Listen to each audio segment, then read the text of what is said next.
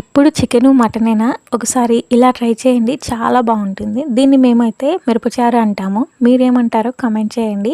ఇప్పుడు దీన్నెలా తయారు చేసుకోవాలో ఇప్పుడు చూపిస్తాను. తప్పకుండా ట్రై చేయండి. చాలా బావుంటుంది. ఒక బాండిల్ తీసుకొని కొద్దిగా ఆయిల్ వేసి ఎండుమిర్చి, జీలకర్ర, కరివేపాకు వేసేసి వేపుకోవాలి.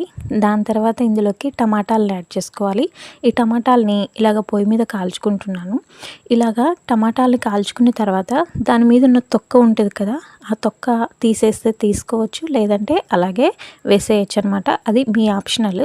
ఇప్పుడు మనం ముందుగా వేపుకున్నాం కదా జీలకర్ర, కరివేపాకు, అలాగే ఎండుమిర్చి, వీటన్నిటిని కొంచెం కచ్చాపచ్చాగా దంచుకోవాలి. ఇలా దంచుకున్న తర్వాత ఇప్పుడు ఇందులోకి కొద్దిగా చింతపండు, కొంచెం వాటర్ వేసి ఈ చింతపండు కూడా బాగా మెత్తగా అయ్యే విధంగా వీటన్నిటిని బాగా స్మాష్ చేసుకోవాలి.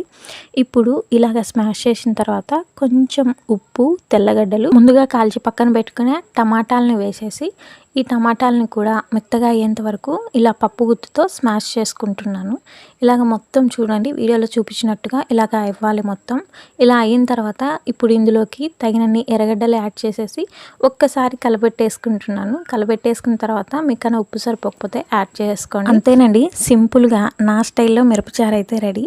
దీంట్లో వంకాయలు కూడా యాడ్ చేస్తారు. వంకాయలు ఏ వంకాయలు అంటే ఆ వంకాయలు కాదు, ముళ్ళు వంకాయలు మట్టుకే యాడ్ చేసుకోవాలి. అప్పుడే మనకు టేస్ట్ అనేది సూపర్ ఉంటుందన్నమాట. నేను ఇంకొకసారి ఎప్పుడైనా ఆ షార్ట్ చేసి పెడతాను.